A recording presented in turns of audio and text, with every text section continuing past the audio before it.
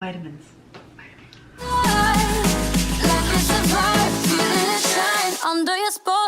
Hi there, I'm Jill.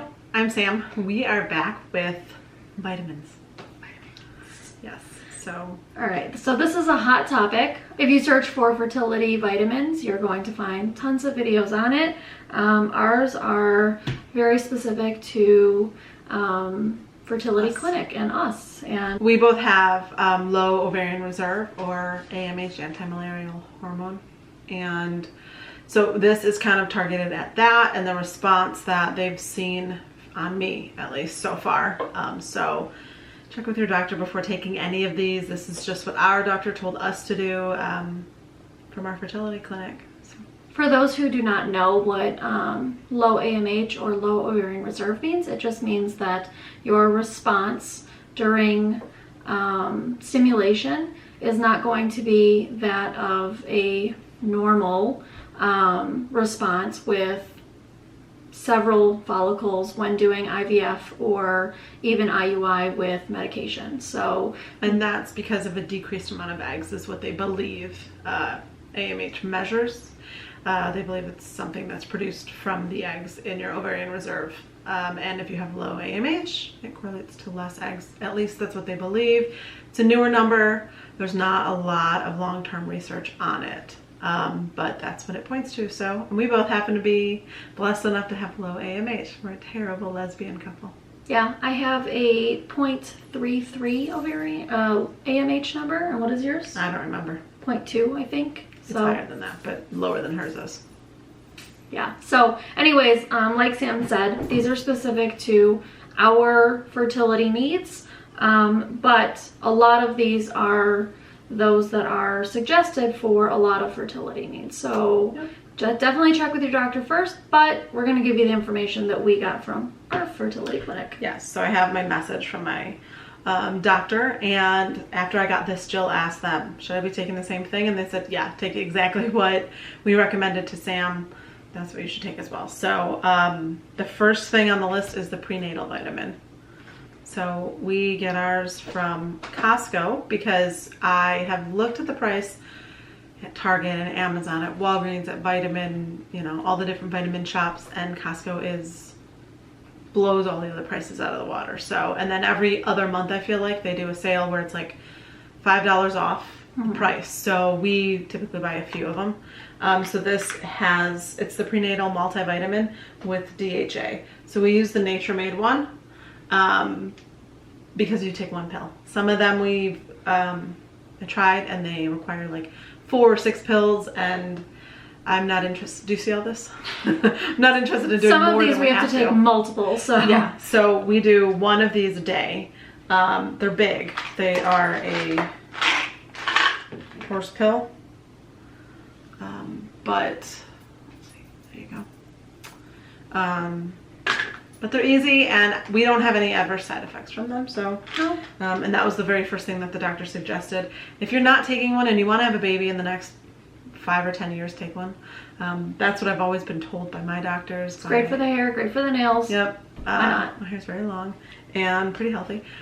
So just take it. I think we've been taking this for years. Yeah, at least 2 years probably. We've been taking this the longest just because we knew that this was something to take. And just a little side note here, we have decided to take all of our vitamins before bed because some adverse side effects might be nausea or upset stomach. So we take everything before bed just so that if we were to have an upset stomach, we don't know because we're sleeping. So it says a note about the multivitamin. It should include folic acid, 800 to 1200 micrograms. So this one has 800, so it has enough. As well as, let me just run through, vitamin A, C, D3, vitamin E, vitamin K, thiamine, riboflavin, niacin, vitamin B6, the folic acid, vitamin B12, biotin, and then calcium, iron, iodine, magnesium, and zinc. So, and the DHA. Tons of things. And the DHA. Yeah. Got a lot of great stuff in it, and it's always good to take a multivitamin. So that's where we started years ago. The next thing on the list is the CoQ10. the ubiquinol form. So there's ubiquinone and there's ubiquinol. The ubiquinol, I believe, is just an easier form for your body to digest more quickly. So this is the one they suggested. It's harder to find, it's more expensive. We ordered on Amazon because we've not been able to find it anywhere in the quantity we need. So this one is 300 milligrams, and our doctor said we should be taking 600 milligrams daily, which 300 milligrams is a huge amount. When we're shopping, we find 100 milligrams everywhere we look. And these look a lot like the, I think they're a little bigger than the prenatal, but yeah. They look just like them. So we have to take 2 a day. Yeah. So as you see, that's, here, let's lay out what we have to do. Yeah, that's a good idea. I'll show you at the end. We'll have to take them tonight because now we're gonna mix them up. Side note, for this, make sure that you find 100% pure, I don't know if you can see it, Kaneka, I don't know if that's how you say it. I don't think you can see it, but I will type it here for you. Ubiquinol. So that's how you know that it's pure ubiquinol, not ubiquinone, and there's other ones that we've seen as well, but it has to be, at least for this purpose, ubiquinol. Yeah. It's good for cellular health, energy, heart health. It's something that it's pretty good overall. I think, what does this say? Does it say what it's for? Promotes heart health and energy production. So when you're creating life, when you're creating an embryo, it needs all the energy that it's going to have at the beginning to start multiplying and dividing. So this stuff helps. We heard about it, we read about it, and then our doctor told us to use it. So I feel like it's pretty legitimate. Yeah, and when you're not trying to conceive, this is a great thing for your heart because cell and energy. When you're not trying to create life, your body's going to use the energy that you're giving it. So that's why this is also good for your heart. Yeah, so I think we'll reevaluate after we're done with trying to conceive and see what the recommended dosage is at that point. But because we're on a pretty high dose right now, but again, I don't feel any adverse side effects from any of these. No. And maybe it's because we take them before bed with like an entire glass of water, but yeah. All right, so the next thing from our doctor was to take DHEA, 75 milligrams daily.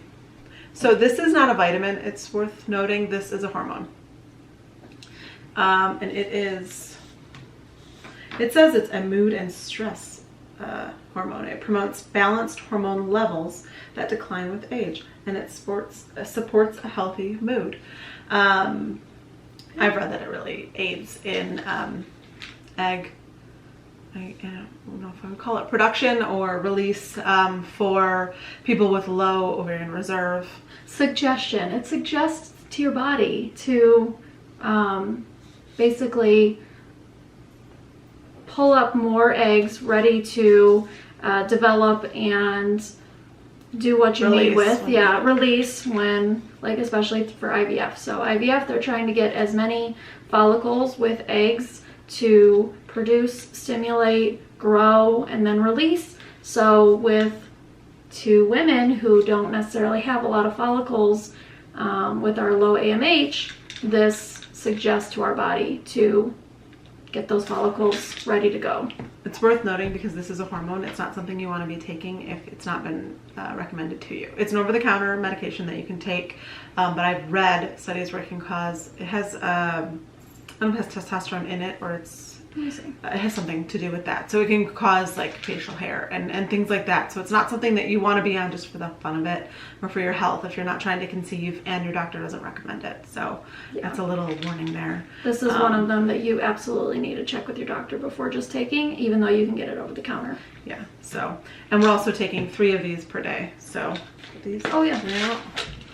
Yep, so 75 milligrams of that. So this 25 milligrams each. We've read different things where it says take 1 morning, noon, and night, or take all 3. So the way it works is we take all 3 at night. Yep. Our next thing is fish oil. So again, this is something we got at Costco. And we've been taking this for a while. I have a heart condition, and We just felt like this might be something healthy for us to take. So even before our doctor suggested this, I think right around when we started taking this, a few months later, we decided to add fish oil to it just for healthy dietary supplements. And then it just so happened that our doctor recommended months later that we should have been taking it, which is good because we already were. Yep. That's another big one I just showed you, and I don't think we showed you the DHEA are these little white ones. So they're little, they're white, they're chalky, and they're the devil. They get stuck in your throat. It's terrible. It is. All right, our next item that we were told to take is vitamin D3, which my amazing wife discovered long before our doctor told us that we should be taking it. So we were already taking a little of it. This is thought to help people with low ovarian reserve release a lot more eggs than would otherwise release. So we are supposed to take 800 to 1,000 units daily. Yeah, we take more. I've read online that you can take up to 10 to 12,000. 8 to 10,000. I don't know. 8 to 12,000 IU to be on the safe side when trying to conceive, and then after that reevaluate to about 2,000. So that is a healthy average. This is a fat soluble, right? Mm-hmm. Which means that it could potentially collect. It's they always say you can't take too many vitamins, such as vitamin C, things that are water soluble, because you can just excrete them in your urine. Fat soluble you can't do that with, so you can take too much. Yeah. So it's something that we have to be mindful of, but we also have been through winter for the last, feels like forever. Yeah. And so, you know, your D3 levels, vitamin D, are down because we don't have the sunshine. And there's not a lot of food that you're gonna find vitamin D3. I think mushrooms I saw, and there were a few other vegetables, and we eat those vegetables all the time, but not enough to supplement the amount of vitamin D that we would need. And I did see in my research a connection with low AMH or poor responding to IVF and low vitamin D. So I suggested a long time ago that we get on this, and we were a little bit worried about it just because of it being a fat soluble vitamin and our doctor not suggesting it right away. But then she suggested it. But then she suggested it, and so I kind of felt like she should have suggested it a while ago. But whatever. So this is my favorite little pill to take.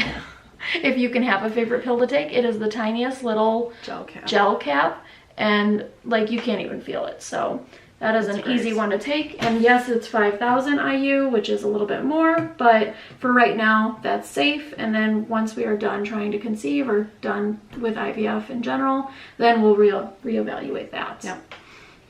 And the last thing recommended by our doctor for both of us to take would be calcium. Is it calcium? Yep. Yeah, so this is the calcium pills we take. We'll have to go grab one of these pills because we're out. And here we have them in our room. We have a little vitamin thing that we have separate ones. So this is 500 milligrams, and the doctor told us to take 1,200 milligrams daily. Milligrams or micrograms? I don't know. 1,200 daily with diet and supplement combined. So any kind of dairy you get will have the calcium in it. So and a lot of foods are fortified with calcium. A lot of enriched like cereals and even, you know, almond milk and things like that. A lot of those things are enriched green leafy vegetables. Exactly, which we eat a lot of. So we just went with 500 milligrams or micrograms or whatever these are. And the prenatal also has a little bit of calcium in it too. So yes, so yeah. Here is the calcium. So it's a little white pill. It's not so bad to take. And finally, I'm just going to add this in. So I take a daily baby aspirin, 81 milligrams. Mm-hmm. This was recommended to me for my heart condition, just as a blood thinner and to make sure that my heart is healthy.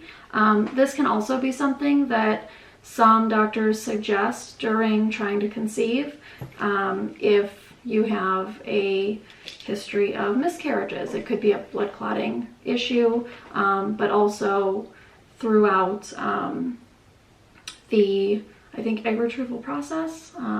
Definitely do your own research, so don't just start taking this, but check with your doctor. We asked our doctor to make sure it was okay, that it was something that she was taking, and if she thought I should take it or not.